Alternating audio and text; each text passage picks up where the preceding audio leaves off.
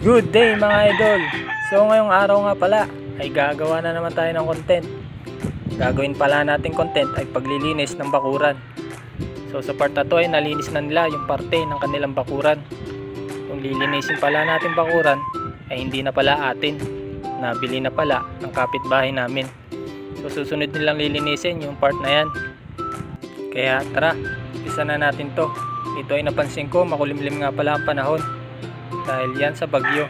Meron nga palang bagyo na paparating o nakapasok na sa ating bansa.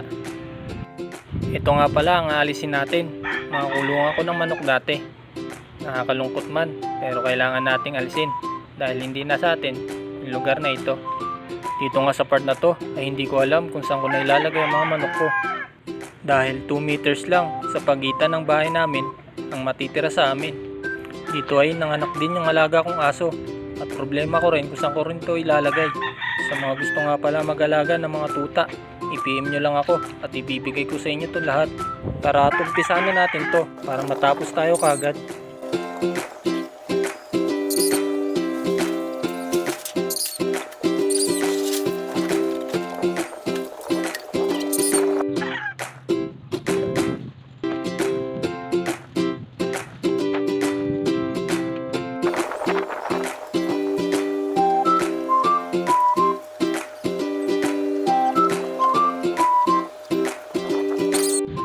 Dito nga sa part na to ay hindi ko nakita yung bareta de cabra.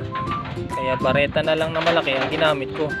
Dito ay hirap na hirap ako kahit isang pako lang nakapako. Dito nga hindi ko matanggal kaya pinalo ko na pataas. So ayun, natanggal. Kaya umpisa natin ulit ang paglilinis.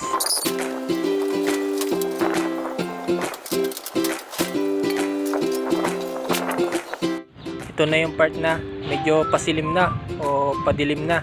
Kaya yung mga kalat natin ay ipunin na natin.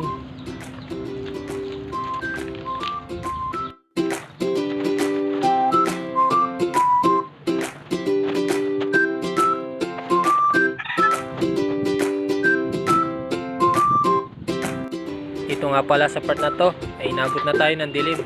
Kahit paano ay may nalinis naman tayo o nalis natin ang isang kulungan. Itutuloy na nga lang natin yan pag uwi ko sa trabaho. So hanggang dito muna pala yung video ko. Sana samahan nyo pa ako sa mga susunod kong video. Paki-follow, like and share naman kung nagustuhan mo tong video.